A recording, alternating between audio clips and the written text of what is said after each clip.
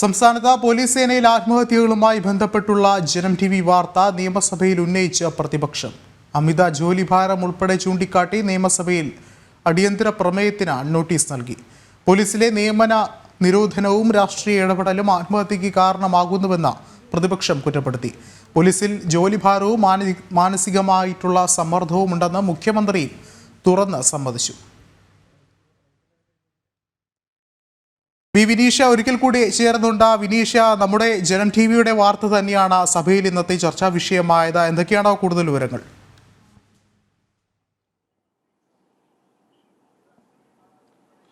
പ്രതിപക്ഷം സംസ്ഥാന പോലീസിനുള്ളിൽ സേനയ്ക്കുള്ളിൽ വലിയ സമ്മർദ്ദവും ജോലിഭാരവും നിലനിൽക്കുന്നു എന്ന ആക്ഷേപം ഉന്നയിച്ചുകൊണ്ടാണ് സഭയിൽ ഈ വിഷയം ഉന്നയിച്ചത്. സഭയിൽ പ്രധാനമായും പ്രതിപക്ഷ നേതാവ് ഉന്നയിച്ച ആരോപണം ഇത്തരത്തിലായിരുന്നു. സർക്കാരിന്റെ ഒരു സമീപനമാണ് പോലീസ് സേനയിൽ ഇത്തരത്തിലുള്ള ആത്മഹത്യകൾ വർദ്ധിക്കുന്നത്. അതോടൊപ്പം തന്നെ പോലീസ് സേനയിൽ നിരവധി ഒഴിവുകളുണ്ട്. അധിക സമ്മർദ്ദം പോലീസ് ഉദ്യോഗസ്ഥരുടെ മേൽ അടിച്ചേൽപ്പിക്കുന്നു. ഈ സാഹചര്യത്തിലാണ് കഴിഞ്ഞ ഒരു മാസത്തിനിടെ 6 പോലീസ് ഉദ്യോഗസ്ഥർ ഇപ്പോൾ ആത്മഹത്യ ചെയ്തിരിക്കുന്നത്. ഇത്തരം പ്രവണതയിലേക്ക് സേനയിലെ പോലീസ് അംഗങ്ങൾ നീങ്ങുന്നു.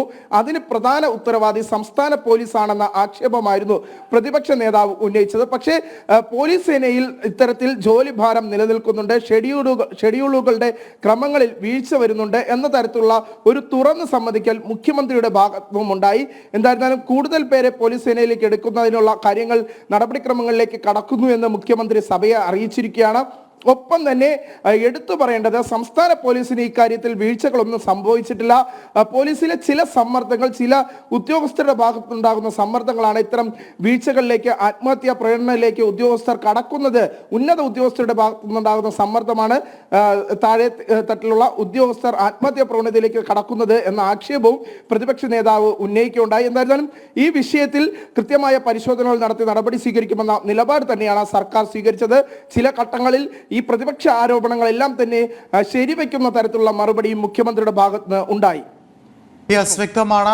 വിനീഷാണ് തിരുവനന്തപുരത്ത് നിന്ന് വിശദമായ റിപ്പോർട്ടുകൾ പങ്കുവച്ചത്.